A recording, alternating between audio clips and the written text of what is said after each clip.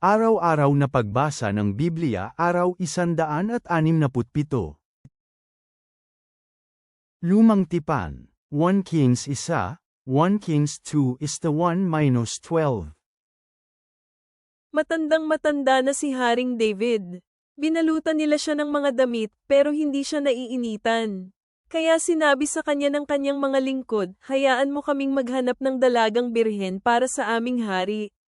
Paglingkuran niya ang hari at alagaan siya. Hihiga siya sa iyong mga bisig upang maiinitan ng aming Panginoon na hari. Kaya naghanap sila ng isang magandang babae sa loob ng mga hangganan ng Israel. Nahanap nila si Abisag na taga Sonem at dinala siya sa hari. Siya ay napakagandang babae. Pinaglingkuran niya ang hari at inalagaan siya, pero hindi sumiping ang hari sa kanya. Sa panahong iyon, itinaas ni Adonias na anak ni Hagit ang kanyang sarili, sinasabing, ako ang magiging hari. Kaya naghanda siya para sa kanyang sarili ng mga karwahe at mga mangangabayo na kasama ang 50 tao para mauna sa kanya. Hindi siya ginambala ng kanyang ama, na nagsabing, bakit mo ginawa ito o iyan?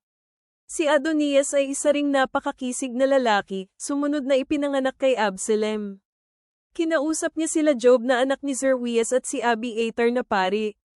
Sumunod sila kay Adonias at tinulungan siya.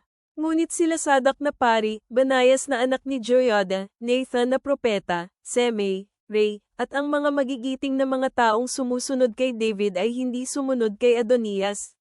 Si Adonias ay nag-alay ng mga tupa, mga lalaking baka, at mga pinatabang baka sa bato ng Zoholit na katabi ng Enrogel.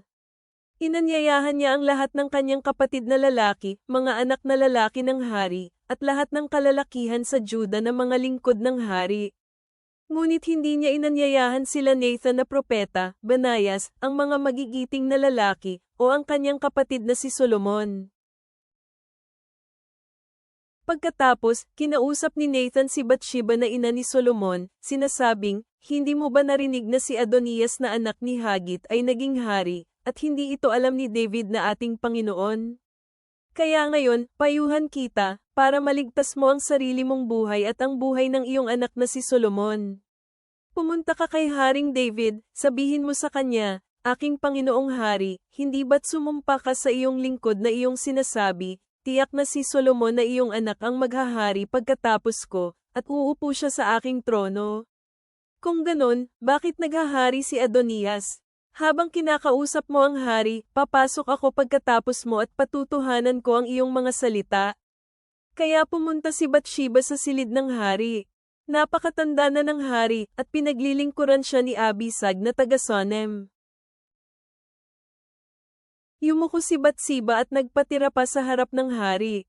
At sinabi ng hari, ano ang iyong nais? Sinabi niya sa kanya, aking Panginoon, sumumpa ka sa iyong lingkod kay Yahweh na iyong Diyos, na iyong sinabi, tiyak na si Solomon na iyong anak ang maghahari pagkatapos ko, at uupo siya sa aking trono.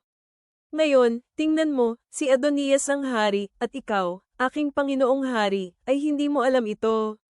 Nag-alay siya ng mga lalaking baka, pinatabang baka, at maraming mga tupa at inanyayahan ang lahat ng mga anak na lalaki ng hari, si Abiathar na pari, at si Job na kapitan ng hukbo, pero hindi niya inanyayahan si Solomon na iyong lingkod. Aking Panginoong Hari, ang mga mata ng buong Israel ay nasa iyo, naghihintay sila na sabihin mo sa kanila kung sino ang uupo sa trono pagkatapos mo, aking Panginoon. Kung hindi, mangyayari ito, kapag nahimlay na ang aking Panginoon ang hari kasama ng kanyang mga ninuno, ako at ang aking anak na si Solomon ay ituturing na mga kriminal. Habang kinakausap niya ang hari, pumasok si Nathan na propeta. Sinabi ng mga lingkod sa hari, nandito si Nathan na propeta. Nang pumunta siya sa harapan ng hari, nagpatira pa siya na ang kanyang mukha ay nasa sahig. Sinabi ni Nathan, aking Panginoong Hari, sinabi mo bang, si Adonias ang maghahari pagkatapos ko, at uupo siya sa aking trono? Dahil bumaba siya ngayon at nag-alay siya ng maraming mga lalaking baka, mga pinatabang baka at mga tupa, at inanyayahan ang lahat ng mga anak na lalaki ng hari, ang mga kapitan ng mga hukbo, at si Abiathar na pari. Kumakain at umiinom sila sa harapan niya, at isinasabi nilang, mabuhay si Haring Adonias. Pero ako na iyong lingkod, si Sadak na pari, si Banayas na anak ni Joyada, at ang iyong lingkod na si Solomon, ay hindi niya inanyayahan. Ginawa ba ito ng aking Panginoong Hari nang hindi mo sinasabi sa amin na iyong mga lingkod, kung sino ang dapat na maupo sa trono pagkatapos niya? Pagkatapos, sumagot si Haring David at sinabi, pabalaykan mo sa akin si Bathsheba. Pumunta siya sa harap ng hari at tumayo sa harap niya. Gumawa ng panata ang hari at sinabi, buhay si Yahweh, na tumubos sa akin mula sa lahat ng kaguluhan, tulad ng panunumpa ko sa iyo kay Yahweh, ang Diyos ng Israel, sinasabi ko, ang iyong anak na si Solomon ang maghahari pagkatapos ko, at uupo siya sa aking trono kapalit ko, gagawin ko ito ngayon. Pagkatapos, yumuko si Bathsheba na ang kanyang mukha ay nasa sahig at nagpatira pa sa harap ng hari at sinabi, nawa ang aking Panginoon na si Haring David ay mabuhay magpakailanman. Sinabi ni Haring David, papuntahin mo sa akin si Sadak na pari, si Nathan na propeta, at si Banayas na anak ni Joyada. Kaya pumunta sila sa hari. Sinabi ng hari sa kanila, magsama kayo ng mga lingkod ko na inyong Panginoon, at pasakayin ninyo si Solomon na aking anak sa aking sariling mola at dalhin ninyo siya sa gihon. Pairan siya ng langis nila Sadak na pari at Nathan na propeta bilang hari ng buong Israel at hipan ang trumpeta at sabihi, mabuhay si Haring Solomon. Pagkatapos ay susundan ninyo siya, at pupunta siya at mauupo sa aking trono, dahil siya ang magiging hari kapalit ko. Itinalaga ko siya para maging pinuno ng buong Israel at Juda. Sumagot si Banayas na anak ni Joyada sa hari, at sinabi, naway ito nga ang mangyari. Naway si Yahweh, na Diyos ng aking hari, ang magpatibay nito. Kung paano sinamahan ni Yahweh ang aking Panginoong hari, naway ganoon din kay Solomon, at gawing mas dakila ang kanyang trono kaysa sa trono ng aking Panginoong si Haring David. Kaya sila Sadak na pari, Nathan na propeta, Banayas na anak ni Joyada, at ang mga Kirteo at Peleteo ay bumaba at pinasakay si Solomon sa mola ni Haring David, dinala nila siya sa gihon. Kinuha ni Sadak na pari ang sungay na lalagyan ng langis mula sa tolda at pinahiran ng langis si Solomon. Pagkatapos ay hinaipan nila ang trumpeta, at sinabi ng lahat ng tao, mabuhay si Haring Solomon. Pagkatapos, sumunod ang lahat ng tao sa kanya, at tumugtog ng mga plauta at nagsaya ng may buong kagalakan, na ang lupa ay nayanig sa kanilang tunog. Narinig ito nila Adonias at ng lahat ng kanyang mga panauhin habang patapos na sila sa pagkain. Nang narinig ni Job ang tunog ng trumpeta, sinabi niya, bakit napakaingay ng lungsod? Habang nagsasalita siya, dumating si Jonathan na anak ni Abiathar na pari. Sinabi ni Adonias, pumasok ka, dahil karapat-dapat ka at nagdadala ka ng magandang balita. Sumagot si Jonathan at sinabi kay Adonias, ang aming Panginoong si Haring David ay ginawang hari si Solomon. At pinadala ng hari sila Sadak na pari, Nathan na propeta, Banayas na anak ni Joyada, at ang mga Kirteo at Peleteo na kasama niya. Pinasakay nila si Solomon sa mola ng hari. Pinahiran siya ng langis bilang hari nila Sadak na pari at Nathan ang propeta sa gihon, at nagsaya mula roon, kaya napakaingay ng lungsod. Ito ang ingay na narinig mo. Nakaupo rin si Solomon sa trono ng kaharian. Dagdag pa rito, ang mga lingkod ng hari ay dumating para pagpalain ang ating Panginoong si Haring David, sinasabi nila, naway gawing mas dakila ng iyong Diyos ang pangalan ni Solomon kaysa sa iyong pangalan, at gawing mas dakila ang kanyang trono kaysa sa iyong trono. At iniyuko ng hari ang kanyang sarili sa higaan. Sinabi rin ng hari, pagpalain nawa si Yahweh, na Diyos ng Israel, na nagbigay ng isang tao na mauupo sa aking trono balang araw, at makita ito ng sarili kong mga mata. Pagkatapos, ang lahat ng mga panauhin ni Adonias ay natakot, tumayo sila at kani-kanyang umalis. Takot si Adonias kay Solomon at tumayo siya, umalis, at kinuha ang mga sungay sa altar. Sa pagdating ng araw ng malapit nang mamatay si David, inutusan niya si Solomon na kanyang anak, sinabi niya, papunta na ako sa lupa. Kaya maging malakas ka at ipakita mong lalaki ka. Sundin mo ang mga utos ni Yahweh na iyong Diyos na lumakad sa kanyang mga pamamaraan, na sumunod sa kanyang mga alituntunin, kautusan, desisyon, at mga kautusan sa tipan, maging maingat na gawin kung ano ang nakasulat sa batas ni Moises, sa gayon magtatagumpay ka sa lahat ng gagawin mo, saan ka man pumunta, upang tuparin ni Yahweh ang kanyang salita na sinabi niya tungkol sa akin, na sinasabi niyang, kung maingat na binabantayan ng mga anak mong lalaki ang kanilang pag-uugali, nalalakad ng matapat sa harapan ko ng kanilang buong puso at kaluluwa, hindi titigil kailanman na magkaroon ka ng isang lalaki sa trono ng Israel. Alam mo rin kung ano ang ginawa sa akin ni Job na anak ni Zeruias, at kung ano ang ginawa niya sa dalawang commander ng mga hukbo ng Israel, kay Abner na anak ni Ner, at kay Amasa na anak ni Jeter, na pinatay niya. Pinadanak niya ang dugo ng digmaan sa panahon ng kapayapaan at inilagay ang dugo ng digmaan sa sinturon sa palibot ng kanyang baywang at sa mga sapatos niya sa kanyang mga paa. Pakitunguhan mo si Job gamit ang karunungan na natutunan mo, pero huwag mong hayaang ang kanyang kulay abong ulo ay mapunta sa libingan ng may kapayapaan. Subalit, magpakita ka ng kabaitan sa mga anak na lalaki ni Barzillai na taga-Galaad, at hayaan mo silang makasama sa mga kumakain sa iyong mesa, dahil pumunta sila sa akin noong tumakas ako sa kapatid mong si Absalom. Tingnan mo, kasama mo si Semei na anak ni Gera, ang Benjaminito ng Baurim, na sinumpa ako ng isang napakasamang sumpa noong araw na pumunta ako sa Mahanaim. Bumaba si Semei para salubungin ako sa Jordan, at sumumpa ako sa kanya kay Yahweh, sinasabi ko, hindi kita papatayin gamit ang espada. Kaya ngayon, huwag mo siyang hayaang makawala mula sa kaparusahan. Isa kang matalinong tao, at malalaman mo kung ano ang dapat mong gawin sa kanya. Dadalhin mo ang kanyang kulay abong ulo sa libingan ng may dugo.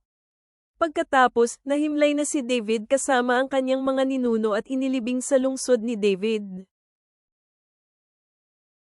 Ang mga araw na naghari si David sa Israel ay 40 taon. Naghari siya sa Hebron ng 7 taon at sa Jerusalem ng 33 taon. Pagkatapos naupo si Solomon sa trono ng kanyang ama na si David, at ang kanyang pamumuno ay naging matatag. Bagong tipan. Acts 23 minuto pasado alas 10:48, Acts 11:1-18. Kaya inanyayahan sila ni Pedro na pumasok at manatili na kasama niya. Kinabukasan bumangon siya at sumama sa kanila, at sinamahan siya ng ilang mga kapatid na taga-Joppa. Kaya inanyayahan sila ni Pedro na pumasok at manatili na kasama niya. Kinabukasan bumangon siya at sumama sa kanila, at sinamahan siya ng ilang mga kapatid na taga-Joppa. Noong sumunod na araw, dumating sila sa Caesarea. Hinihintay sila ni Cornelio, tinipon niya ang kanyang mga kamag-anak at kanyang mga malalapit na kaibigan. Nangyari nga na nang papasok na si Pedro, sinalubong siya ni Cornelio at lumuhad sa kanyang paanan para parangalan siya. Ngunit pinatayo siya ni Pedro at sinabi na, "Tumayo ka, ako rin ay isang tao lamang." Habang nakikipag-usap si Pedro sa kanya, pumasok siya at natagpuan niya ang napakaraming tao na nagtipon-tipon doon. Sinabi niya sa kanila, "Batid ninyo mismo na hindi naaayon sa batas para sa isang Hudyo na makihalubilo o bumisita sa kaninuman galing sa ibang bansa. Ngunit ipinakita sa akin ng Diyos na hindi ko dapat tawagin ang sinuman na marumi o hindi malinis. Kaya pumunta ako na hindi na nakipagtalo ng ako ay papuntahin dito. Kaya tinatanong ko kayo kung bakit ninyo ako pinapanta." Sinabi ni Cornelio, "May 4 na araw na ngayon ang nakakalipas sa ganito ring oras, bandang alas 3 nananalangin ako sa aking bahay, at nakita ko ang isang lalaking nakatayo sa aking harapan na may maliwanag na kasuutan.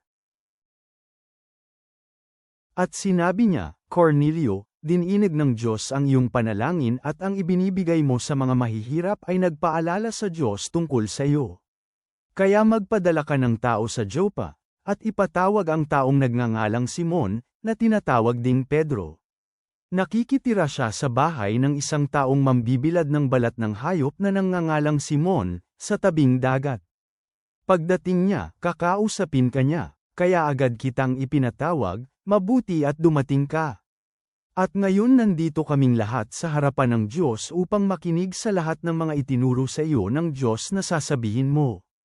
At binuksan ni Pedro ang kanyang bibig at sinabi, sa katotohanan, naunawaan ko ng lubusan na walang tinatangi ang Diyos.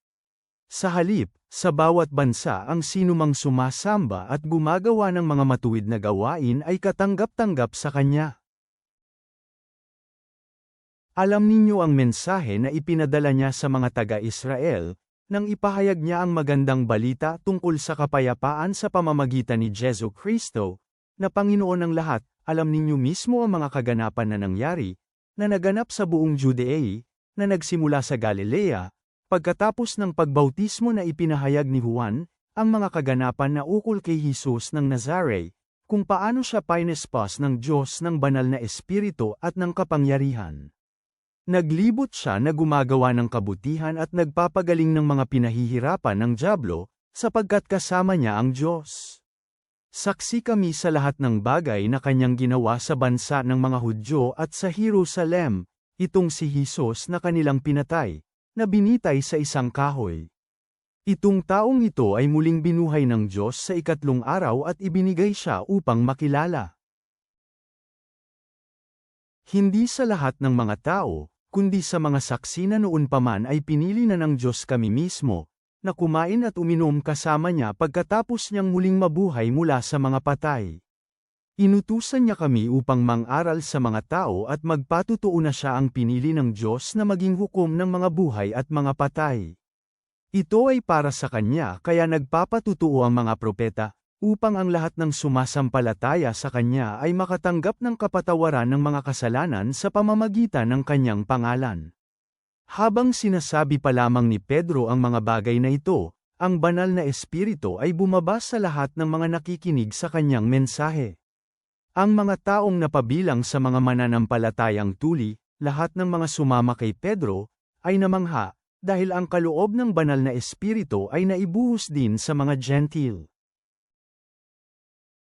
Dahil narinig nila ang mga Gentile na nagsasalita ng iba't ibang wika at nagpupuri sa Diyos. Pagkatapos sinabi ni Pedro, mayroon bang hahadlang sa mga taong ito upang hindi mabautismuhan sa tubig, ang mga taong ito na nakatanggap ng banal na espiritu na katulad natin? At sila ay inutusan niya na magpabautismo sa ngalan ni Jesu Kristo. At hiniling nila na manatili siya sa kanila ng ilang araw. Ngayon narinig ng mga alagad at mga kapatiran na nasa Judea na ang mga Gentile ay tumanggap din ng salita ng Diyos. Nang makarating si Pedro sa Jerusalem, pinuna ng mga taong nabibilang sa mga tinuling pangkat, sinabi nila, nakihalubilo ka sa mga hindi tuling lalaki at kumain kasama nila. Ngunit nagsimulang ipinaliwanag ni Pedro sa kanila ang bagay na iyon ng detalyado, sinabi niya, nananalangin ako sa lungsod ng Joppa. Nang ako'y makakita ng isang pangitain ng isang sisidlang bumababa, katulad ng malaking kumot na ipinababa sa pamamagitan ng 4 na sulok nito. Ito ay bumaba sa akin. Minasdan ko ito at inisip ko ang tungkol dito. Nakita ko ang mga may 4 na paang mga hayop sa lupa, mga mababangis na hayop, mga hayop na gumagapang, at mga ibon sa himpapawid.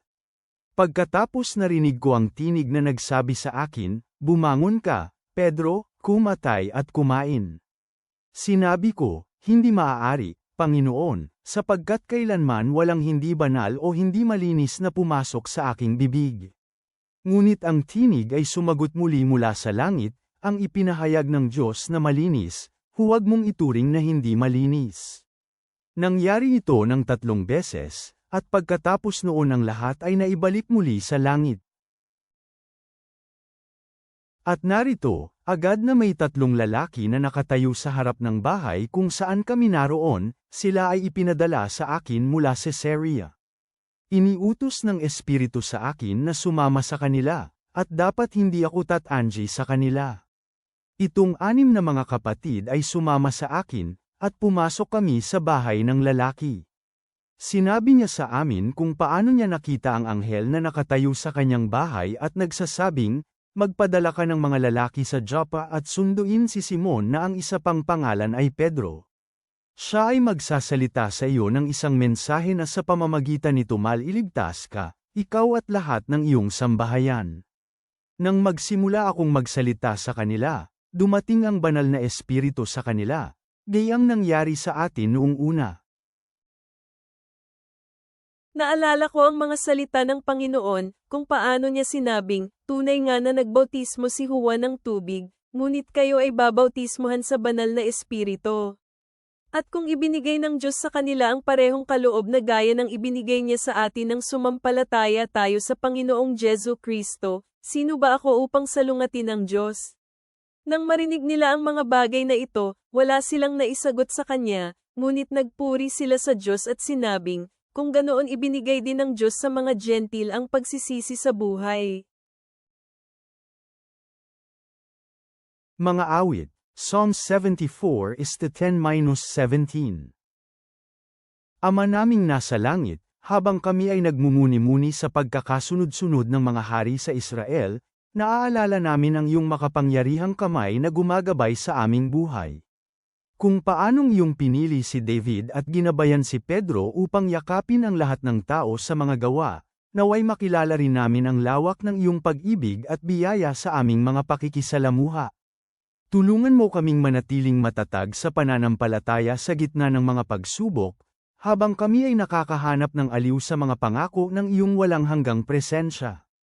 Naway hindi namin makalimutan na kahit sa harap ng mga hamon, ikaw ang aming kuta at tagapagligtas. Naway bantayan ng iyong kapayapaan ang aming mga puso at isipan. Amen.